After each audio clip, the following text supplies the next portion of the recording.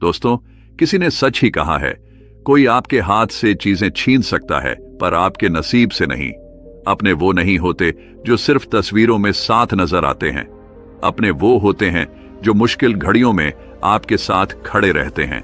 लोग कहते हैं कि हमें जिंदगी अपने हिसाब से जीनी चाहिए, लेकिन अक्सर हम दूसरों के हिसाब से जीने लग जाते हैं। हमारा दिल हमेशा कहता है कि भले ही सामने वाले जैसा भी व्यवहार करें, हम अपनी अच्छाई नहीं छोड़ें, क्योंकि यही हमारे और दूसरों के बीच का असली फर्क है। तो चलिए आज की कहानी से सीखते हैं कि कैसे हालात बदलते हैं, लोग बदलते हैं और कैसे हमें अपने जीवन में संतुलन बनाए रखना चाहिए। वीडियो को अंत तक जरूर देखें और अगर आपको हमारे कहानी पसंद आए तो चैनल को सब्सक्राइब करना ना भूलें। दोस्तों, पुराने समय की बात है, एक महान विद्वान ब्राह्मण थे जिसका नाम आचार्य त्रिपाठी था। आचार्य के परिवार में सिर्फ वह, उसकी पत्नी और उनका एक छोटा बेटा था। आचार्य का अधिकांश समय अध्ययन और लेखन में ही व्यतीत होता। उन्होंने कई महत्वपूर्ण पुस्तकें और ग्रंथों की रचना की थी, परंतु अपने लेखन और ज्ञान में इतने व्यस्त रहते थे कि अपने इकलौते पुत्र अर्पण पर ध्यान देने का समय ही नहीं मिल पाता था। एक दिन आचार्य की पत्नी ने उनसे कहा, क्या आपको अपने इकलौते पुत्र से कोई प्रेम ममता है या नहीं? पूरे दिन आप बस अध्ययन और लेखन में ही व्यतीत करते हैं। आचार्य ने उत्तर दिया, मेरे पास इन भावनाओं के लिए समय कहां है। आचार्य जी विद्वानों के बीच बहुत प्रतिष्ठित थे और राजा के दरबार में भी उनका बहुत। राजा ने कई बार उन्हें अपने दरबार में सलाहकार बनने के लिए अनुरोध किया था, लेकिन आचार्य हमेशा यह कहकर इनकार कर देते कि महाराज, आपकी सेवा में आने पर मुझे आपकी चापलूसी करनी पड़ेगी, जो मैं नहीं कर सकता। दूसरी तरफ उनका पुत्र अर्पण अपनी मां की अत्यधिक लाड़ प्यार में बिगड़ गया था। वह पाठशाला जाने की बजाय आवा लड़कों के साथ समय बिताने लगा। आचार्य जी अपने लेखन और अध्ययन में इतने व्यस्त रहते थे कि उन्हें अपने पुत्र की पता ही नहीं चलता था। अर्पण ने जुआ खेलना शुरू कर दिया और समय के साथ मदिरापान भी करने लगा। उसकी संगत कुछ चोर उचक्के जैसे युवकों के साथ हो गई थी। एक दिन की बात है, अर्पण अपने चोर दोस्तों के साथ मंदिर में चोरी करने के लिए जाता है और जब वह तीनों मंदिर में सॉरी कर रहे थे, तभी एक पहरेदार ने उन तीनों को सॉरी करते हुए पकड़ लिया और उसे पकड़कर सीधे राजा के पास ले गए और बोले, महाराज, यह लड़के मंदिर में चोरी करते हुए पकड़े गए हैं और इनमें से एक आचार्य जी का पुत्र अर्पण है। यह सुनकर राजा भी अचंभित रह गए कि ज्ञान और धर्म का उपदेश देने वाले आचार्य का पुत्र चोरी में लिप्त। राजा ने तुरंत एक सैनिक को आचार्य जी के घर पर सूचना देने के लिए भेजा। सैनिक ने जाकर कहा, आचार्य जी, आपका बेटा राजमहल में है, उसे मंदिर में चोरी करते हुए पकड़ा गया है। यह सुनकर आचार्य जी ने कहा, ओ ये क्या, मेरे मुंह पर काली खपत लग गई, अब मैं किसी को क्या मुंह दिखाऊंगा। उनकी पत्नी ने कहा, महाराज, आपका बहुत सम्मान करते हैं, आप चाहे तो उसे माफी मिल सकती है। आचार्य जी ने उत्तर दिया, नहीं, मैं एक अपराधी की सिफारिश कर नहीं करूंगा, यह भी एक अपराध है। उसकी पत्नी ने धमकी दी, अगर आप राजा के पास नहीं जाएंगे तो मैं अपनी जान दे दूंगी। इस प्रकार आचार्य जी ने अपने सिद्धांतों के आगे झुकने से इनकार कर दिया और यही उनके व्यक्तित्व की महानता को दर्शाता है। आचार्य ने भारी मन से कहा, ओह, तुम्हारी इस जिद की वजह से मुझे राजा के पास जाना ही पड़ेगा। पत्नी की बात मानकर अनिच्छा के बावजूद वे राजमहल पहुंचे। दरबार में उन्होंने राजा से निवेदन किया, राजन, मेरा पुत्र अभी नाबालिग है, उसे क्षमा कर दीजिए। राजा ने गंभीरता से जवाब दिया, यदि ऐसी बात है तो आपको राज्य दरबार में सभी के सामने मुझसे सार्वजनिक रूप से माफी मांगनी होगी, तभी मैं आपके बेटे को माफ कर सकता हूं। आचार्य ने सिर झुकाकर कहा, ठीक है राजन, मैं भरे दरबार में आपसे अपने बेटे के लिए क्षमा याचना करता हूं। आचार्य की इस विनती पर राजा ने उनके बेटे को इस शर्त पर माफ कर दिया कि भविष्य में वह कोई अपराध नहीं करेगा। परंतु इस घटना के बाद आचार्य जी की प्रतिष्ठा में धक्का लग गया। वे जहां भी जाते लोग उसे कहते कि आचार्य का बेटा चोर और उचक्के है। यह सब सुनकर आचार्य जी को बहुत दुख होता। इस अपमान और बेइज्जती के चलते आचार्य जी अब बीमार रहने लगे। उनके स्वास्थ्य पर इसका गहरा असर पड़ा। बेटा तो घर आ गया, लेकिन चोरी की उसकी आदत गई नहीं। उसने आचार्य जी की किताबें उठाकर बेचना शुरू कर दिया। एक दिन आचार्य जी ने पूछा, मेरी पुस्तकें कहाँ गई? तो बेटे ने लापरवाही से कहा, पिताजी, मैंने घर का कूड़ा कचरा साफ कर दिया। आचार्य क्रोधित होकर बोले, अरे निकम्मे, तूने मेरा सर्वनाश कर दिया बेटा। उसे स्वर में बोला, आप तो हमेशा मुझे कोसते ही रहते हैं। मुझे लगा वह किताबें किसी काम की नहीं, इसीलिए मैंने उसे बेच दिया। आचार्य जी ने उसे ज्यादा कुछ कहा नहीं।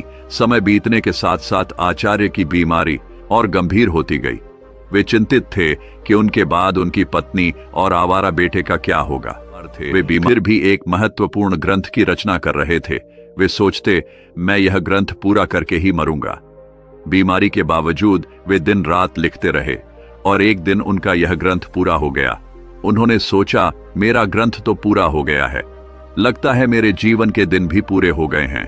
उस दिन उन्होंने अपने बेटे को पास बुलाया और कहा, बेटा, अभी भी समय है, तुम संभल सकते हो, अपने आप को काबिल बना सकते हो। उन्होंने अपना लिखा हुआ ग्रंथ बेटे को देते हुए कहा, बेटा, तुम्हारी बर्बादी मेरी ही लापरवाही का नतीजा है। यह अमूल्य ग्रंथ संभाल कर रखो, तुम्हें देने के लिए मेरे पास कुछ और नहीं है।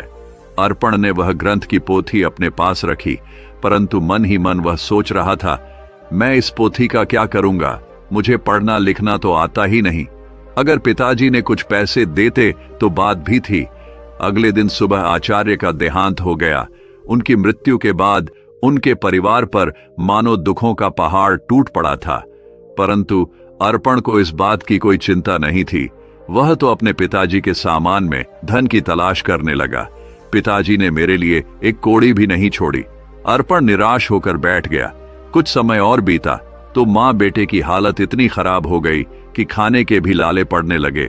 एक दिन मां ने तंग आकर बेटे से कहा, बेटा, कुछ काम धंधा करके लाओ, नहीं तो हम भूख मर जाएंगे। अर्पण ने उदास मन से जवाब दिया, मां, मुझ जैसे अनपढ़ और बदनाम को कौन का देगा? यह सुनकर मां ने सोचा, क्यों ना मैं राजा के पास जाऊं? मेरे पति का राजा बहुत सम्मान करते थे, शायद वह हमारी मदद कर दे।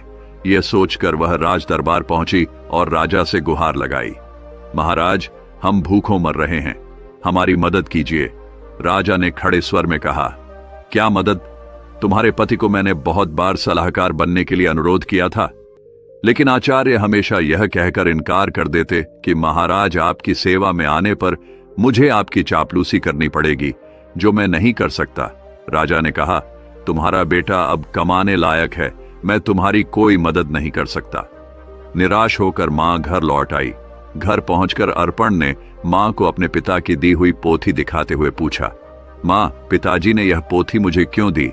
मां ने दुखी स्वर में कहा, बेटा, यह तेरे पिता की ज्ञान की आखिरी निशानी है। अर्पण ने उस पोथी को पढ़ने की कोशिश की, पर वह उसके लिए काला अक्षर भैंस बराबर थी। कुछ सोचकर वह अपने पड़ोस के रामू काका के पास गया और बोला, रामू काका, आप तो पढ़े लिखे हैं, क्या आप मुझे इस पोथी का मतलब बता सकते हैं? रामू काका ने पोथी खोलकर देखा और बोले, इसमें तो बहुत कठिन श्लोक लिखे हैं, इनका अर्थ तो कोई महापंडित ही बता सकता है। अर्पण निराश होकर वापस लौट आया। उसने कई जगह काम ढूंढने की कोशिश की, पर अपनी बुरी छवि के कारण किसी ने उसे काम पर रखने से इनकार कर दिया। वह जहां भी जाता, लोग उसे दुत्कार कर भगा देते थे। इस बीच उसकी मां भूख और बीमारी से कमजोर होती चली गई। अपनी मां की लाचारी और उसकी भूख को देखकर अर्पण ने खाने का इंतजाम करने की ठानी और घर से निकल पड़ा। चलते चलते उसकी नजर एक बगीचे पर पड़ी, जिसमें फलों के पेड़ लगे हुए थे। उससे रहा न गया और वह बगीचे के अंदर चला गया। अर्पण ने जल्दी से कुछ फल तोड़े, लेकिन तभी बगीचे का पहरेदार वहां आ गया। सहयोग से वह बगीचा महाराज का था। एक बार फिर अर्पण को पकड़कर महाराज के सामने पेश कर दिया गया। पहरेदार ने कहा, महाराज, यह आपके बगीचे से फल चुरा रहा था। राजा ने गुस्से में कहा, अरे, तुम्हारी अब तक आंखें नहीं खुली, तुमने फिर से चोरी की। अर्पण गिर गिर कर बोला, महाराज, मैं कई दिनों से भूखा हूं। राजा ने कड़क आवाज में कहा, चुप हो जाओ, अगर तुम आचार्य के पुत्र ना होते तो तुम्हें सूली पर चढ़ा देता। तुम यही सजा है कि तुरंत मेरा राज्य छोड़ दो। वह बेचारा कह भी नहीं पाया कि वह भूख से लाचार है। राज्य से निकाले जाने की सजा पाकर जब बेचारा अर्पण घर लौटा तो उसकी मां की मृत्यु हो चुकी थी। क्योंकि कई दिनों से उसने कुछ नहीं खाया था और उसे हमेशा चिंता सताती रहती कि मेरे जाने के बाद मेरे बेटे का क्या होगा। दुखी मन से उसने अपनी मां का अंतिम संस्कार किया और राज्य छोड़ने का निश्चय कर लिया। अर्पण ने अपने पिता की दी हुई पोथी को संभालकर एक थैले में डाला और राज्य छोड़कर चल दिया। दोस्तों, जिंदगी के एहसास बदल जाते हैं। जब कोई हाथ और साथ दोनों ही छोड़ देता है, तब कुदरत कोई ना कोई उंगली पकड़ने वाला भेज देता है। मुस्कुराकर चलते रहिए, मुंह पर कड़वा बोलने वाले कभी धोखा नहीं देते। डरना तो मीठा बोलने वालों से चाहिए जो दिल में नफरत पालते हैं और समय के साथ बदल जाते हैं। नामुमकिन कुछ भी नहीं है। हम वह सब कर सकते हैं जो हम सोच सकते हैं, और वह सब सोच हमने कभी नहीं सोचा कि सब कुछ संभव है। हर कोई कहता है कि ईश्वर नजर नहीं आता। सच तो यह है कि जब संकट में कोई साथ नहीं देता तो वही नजर आता है। सहारे इंसान को खोखला कर देते हैं और उम्मीदें कमजोर कर देती हैं। अपनी ताकत के बल पर जीना शुरू कीजिए। आपका खुद से अच्छा साथी और हमदर्द कोई और नहीं हो सकता। यकीन जानिए, अगर आप हारना सीख लेंगे तो जीत रोती पीटती आप चली ही आएगी। वक्त आपका है। चाहो तो सोना बना लो, चाहो तो सोने में गुजार दो। अगर आप जानते हैं कि आप वाकई में सही हैं, तो लोगों को जो चाहे कहने दो। फिर पीठ पीछे आपकी बात चले भी तो घबराना मत, क्योंकि बात उन्हीं की होती है जिनमें कोई बात होती बढ़ते रहे कदम। बस मंजिल की ओर कुछ मिले ना मिले, तजुर्बा तो नया होगा। भूमि पर फल के लिए श्रम सबको करना पड़ता है। परमात्मा सिर्फ लकीरें देता है, उसमें रंग हमको भरना पड़ता है। अर्पण चलते चलते वह एक घने जंगल में पहुंचा और सोचा, यही फूल फल खाकर गुजारा करूंगा। वह एक पेड़ के नीचे बैठ गया और अपने पिता की पोथी को खोलकर फिर से पढ़ने की कोशिश करने लगा। शायद इसमें छिपे ज्ञान से मेरे दुखों का अंत हो जाए। बेचैनी में वह पोथी के पन्ने पलट रहा, लेकिन उसे कुछ समझ नहीं आ रहा था। उसने सोचा कि काश मैं पढ़ पाता। पिताजी ने मरते वक्त कहा था कि यह ग्रंथ अमूल्य है। अचानक हवा का एक तेज झोंका आया और पोथी में से कुछ पन्ने उड़ गए।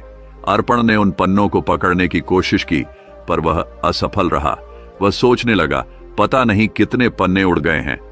उसने पोथी को वापस बंद किया और आराम करने के लिए पेड़ के नीचे सो गया। उसी जंगल में एक युवराज शिकार खेलने के लिए भटक रहा था। हवा में उड़ता हुआ पोथी का एक पन्ना उसके हाथ लग गया। उसने उसे देखा और पढ़ने लगा। किसी ने सुंदर हस्तलिपि में संस्कृत का श्लोक लिखा है, किंतु मैं संस्कृत नहीं जानता। कुछ सोचकर युवराज ने वह पन्ना अपनी जेब में रख लिया और शिकार की तलाश में आगे बढ़ गया। तभी उसकी नजर एक हिरण पर पड़ी और वह उसका पीछा करने लगा। हिरण अपनी जान बचाने के लिए एक प्राचीन मंदिर की दिशा में भागा और युवराज उस प्राचीन मंदिर में दाखिल हो गया।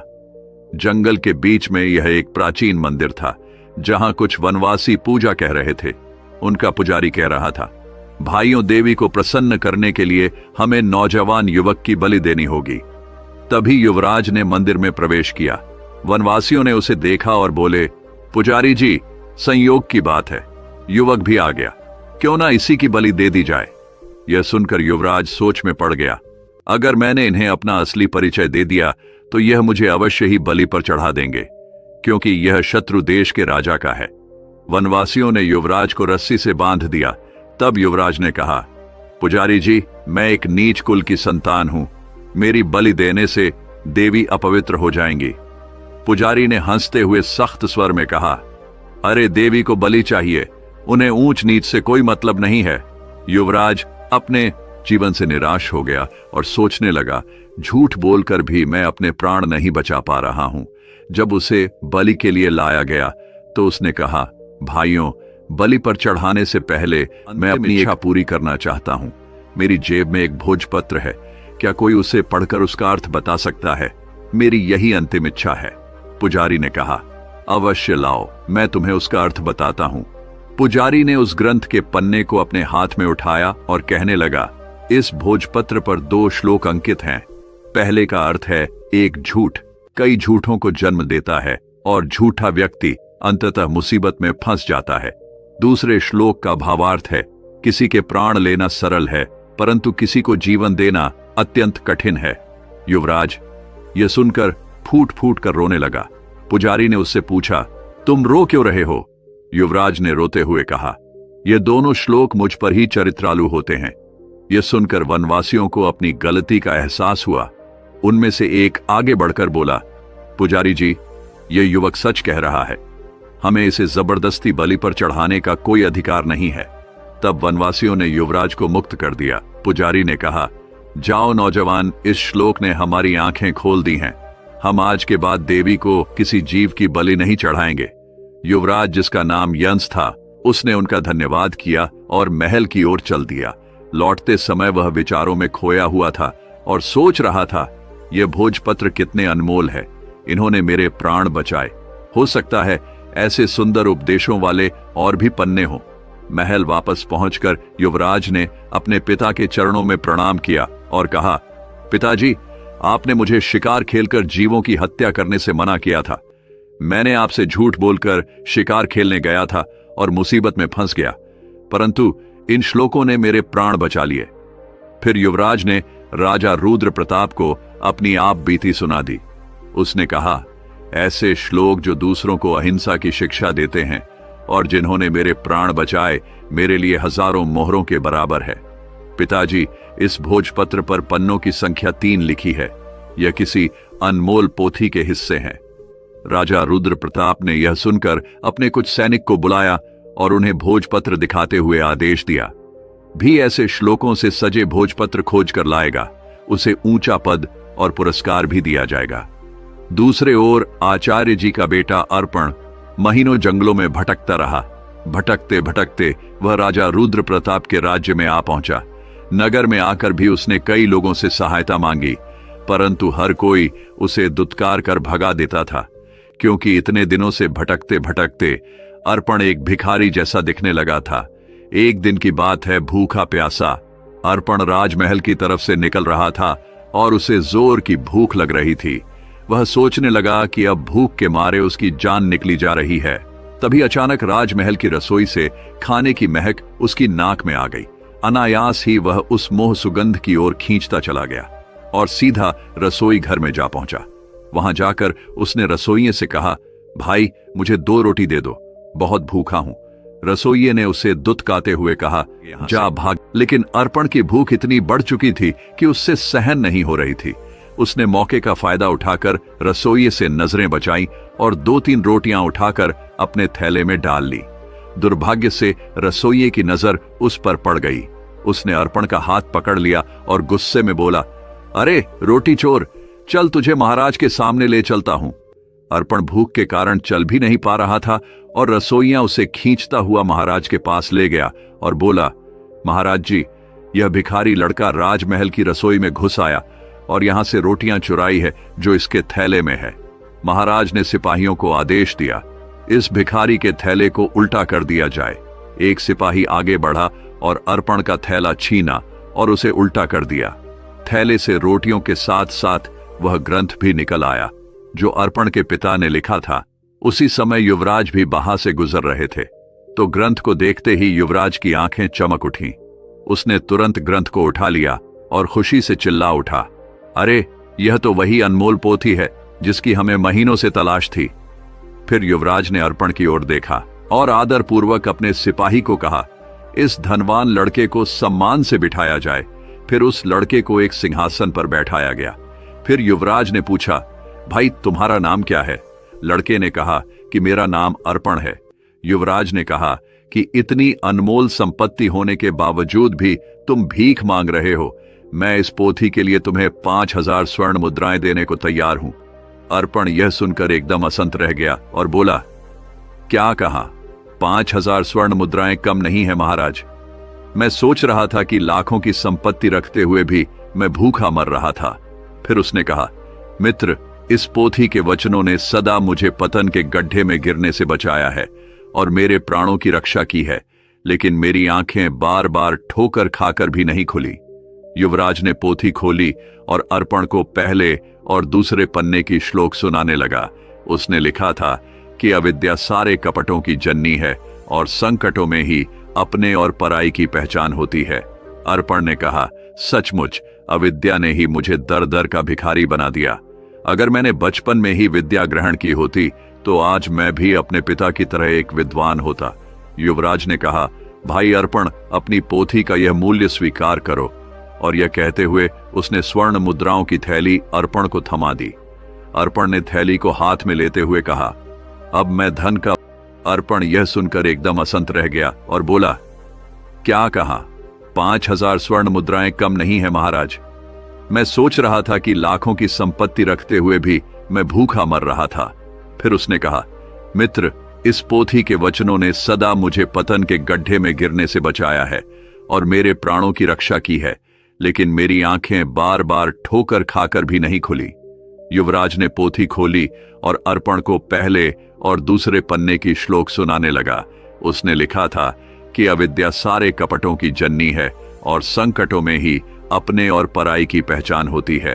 अर्पण ने कहा, सचमुच अविद्या ने ही मुझे दर दर का भिखारी बना दिया। अगर मैंने बचपन में ही विद्या ग्रहण की होती तो आज मैं भी अपने पिता की तरह एक विद्वान होता। युवराज ने कहा, भाई अर्पण, अपनी पोथी का यह मूल्य स्वीकार करो। और यह कहते हुए उसने स्वर्ण मुद्राओं की थैली अर्पण को थमा दी। अर्पण ने थैली को हाथ में लेते हुए कहा, अब मैं धन का उठाता फिरूं। इस धन को मैं गरीब बच्चों की अविद्या दूर करने के लिए लगाऊंगा। युवराज ने कहा, मित्र, अब तुम एक भिखारी नहीं रहे, तुम तो अब महान धनवान हो गए हो। अर्पण सोच रहा था, काश यह समझ मुझे बचपन में ही आ गई होती तो शायद मेरे माता पिता आज यहां होते। इसके बाद अर्पण ने वह धन ग्रहण किया और उसने उस धन से गरीब बच्चों के लिए एक पाठशाला बनवाई और खुद भी विद्या प्राप्त करने लगा। दोस्तों, किसी ने बड़े कमाल की बात कही है कि हौसला ना हार गिरकर। ए मुसाफिर, अगर दर्द यहां मिला है तो दवा भी यहीं मिलेगी। दोस्तों, जीवन में जो होना है वह होकर रहेगा। यह कहानी सिखाती है कि अगर आपकी बुराइयां आप पर हावी हो गई तो आपका अंत निश्चित है। इसीलिए बुराइयों को अपने ऊपर हावी मत होने दो। इस कहानी को सुनने के लिए धन्यवाद दोस्तों। मिलते हैं अगली वीडियो में एक नई सीख के साथ। खुश रहिए, अपना ख्याल रखिए। धन्यवाद।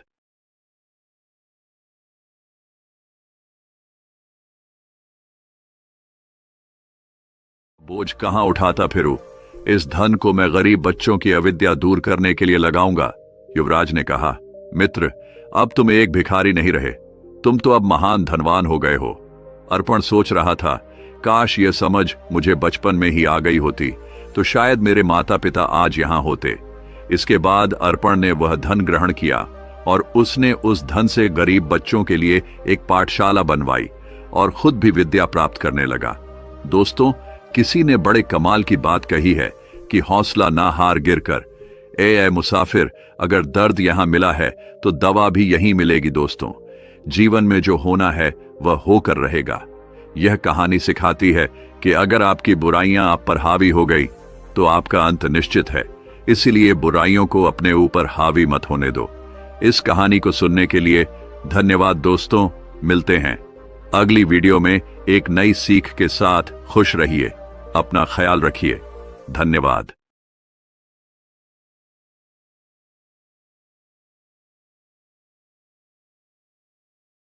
बोझ कहां उठाता फिरूं, इस धन को मैं गरीब बच्चों की अविद्या दूर करने के लिए लगाऊंगा। युवराज ने कहा, मित्र, अब तुम एक भिखारी नहीं रहे, तुम तो अब महान धनवान हो गए हो। अर्पण सोच रहा था, काश यह समझ मुझे बचपन में ही आ गई होती तो शायद मेरे माता पिता आज यहां होते। इसके बाद अर्पण ने वह धन ग्रहण किया और उसने उस धन से गरीब बच्चों के लिए एक पाठशाला बनवाई और खुद भी विद्या प्राप्त करने लगा। दोस्तों, किसी ने बड़े कमाल की बात कही है कि हौसला ना हार गिरकर। ए मुसाफिर, अगर दर्द यहां मिला है तो दवा भी यहीं मिलेगी। दोस्तों, जीवन में जो होना है वह होकर रहेगा। यह कहानी सिखाती है कि अगर आपकी बुराइयां आप पर हावी हो गई तो आपका अंत निश्चित है। इसीलिए बुराइयों को अपने ऊपर हावी मत होने दो। इस कहानी को सुनने के लिए धन्यवाद दोस्तों। मिलते हैं अगली वीडियो में एक नई सीख के साथ। खुश रहिए, अपना ख्याल रखिए। धन्यवाद।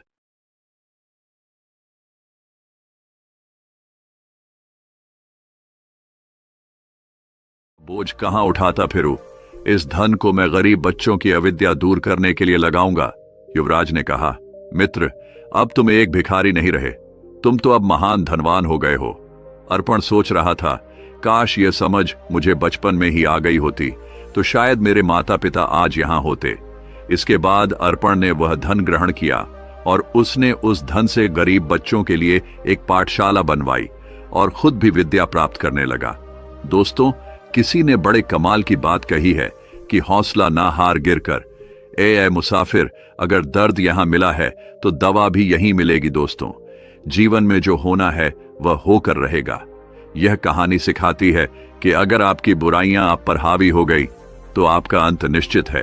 इसलिए बुराइयों को अपने ऊपर हावी मत होने दो। इस कहानी को सुनने के लिए धन्यवाद दोस्तों। मिलते हैं अगली वीडियो में एक नई सीख के साथ। खुश रहिए, अपना ख्याल रखिए। धन्यवाद।